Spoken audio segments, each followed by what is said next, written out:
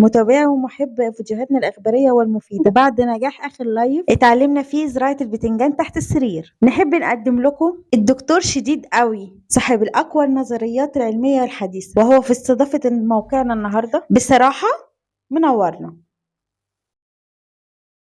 محاضرتنا النهارده يا شباب عن الكائن الاحبون. طبعا الاحبون ده من الكائنات المهمه جدا، وقبل كل دوت لازم نعرف لما يخش عليك مريض الاحبون دوت هل هيحتاج عمليه اباحيه جراحيه ولا لا. دي اهم حاجه لازم نسال نفسنا عليها كويس جدا قبل ما نبدا في اجراء اي عمليه للاحبون عشان يرجع بني ادم طبيعي. منورنا يا دكتور. اهلا بيك يا فندم وبكل مشاهدينا الكرام. بنحب نسألك طبعا عن اخر نظرياتك العلمية، وريت في البداية تعرف جمهورنا عن نفسك. انا الدكتور شديد قوي، معايا دكتوراه في علم الفس. تقصد حضرتك الفسيولوجي؟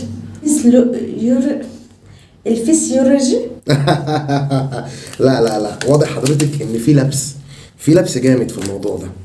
انا صاحب علم الفس بس انا بتاع فس، والحمد لله ربنا وفقني يعني وبقيت احسن واحد بتاع فس. وده مش عندنا بس في مدينة البهائم، لا في الشرق الاوسط كله حضرتك، العالم كله.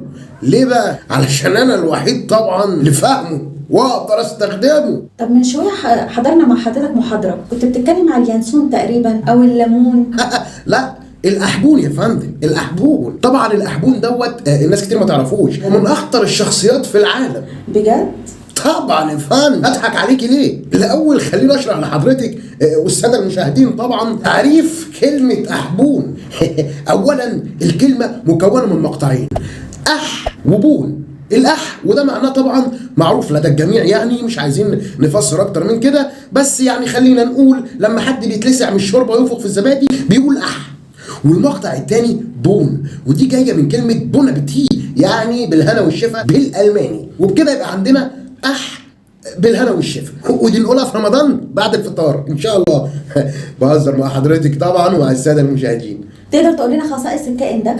طبعا يا فندم، ده الكائن ده انا اللي اكتشفته. اول خاصيه فيه وانه بيكون عايز بس خايف، محتاج بس مش قادر يحصل. تقدري تقولي بالبلدي كده فاتح بقه ومش لاقي اللي يشغله فيه. انا اسف طبعا في التعبير يا فندم، يعني ممكن كتير من الساده المشاهدين يعني ما يكونش يعني فاهمين طبعا كل حاجه يا فندم، يعني لا وش. ومش بس كده، ده الكائن الوحيد اللي ممكن يخلق نفسه وما يجيش معانا، يعني يقطع نفسه، يعني عشان ما حدش يفهمنا غلط. مش بتلاقي حضرتك حد دايما في شلتنا يقول لك خارجين مع بعض فيقول لك انا هاجي معاكم ولا اخرق نفسي، هاجي معاكم ولا اركب تاكسي وكده. الاحبون بقى ممكن يخلق نفسه وما يجيش معانا عادي. يعني انت متخيل حضرتك يعني هو مش فارق معاه الخروج اصلا، هو حقق الهدف، هو خلق نفسه خلاص، هو مش فارق معاه. احبون هو كيف خلاص، هو خد اللي هو عايزه. اما تاني خاصيه بقى ودي مهمه جدا وعايزين الساده المشاهدين طبعا يعني يركزوا فيها قوي. هو ممكن يكون صاحبك وانت مش واخد بالك، صاحبك اللي بيسمعك وانت بتكلم خطيبتك او حبيبتك وريفر يعني، ويتحول بقدره قادر لفتاه ليل. ومش بس كده، تبقى لسه داخله المجال اول امبارح، فتاه ليل عديمه الخبره. كله وليد. ما هو مش منطقي يبقى راجل قاعد جنبك ويقعد يقول اوف ايه، في خشونه حتى بتبقى في صوته يا فندم. فدي بتبقى فتاه ليل عديمه الخبره. اوف انت قاعد مش فاهم حاجه، انت قاعد يعني خطيبتك دي والنبي هتقول عليك ايه؟ تقول عليك ايه في الوقت ده بالذات؟ قاعد مع ايه؟ قاعد مع مين؟ انت ايه؟ نوعك فين؟ انت مجرد احبون، خلي بالك. صح؟ تنطقي صح.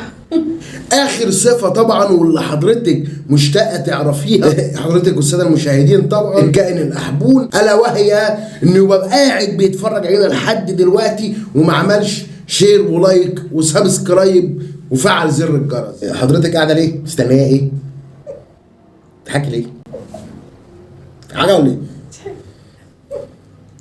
اتفضلي يلا عشان عندي عمليه احبون هنا. يلا بقى.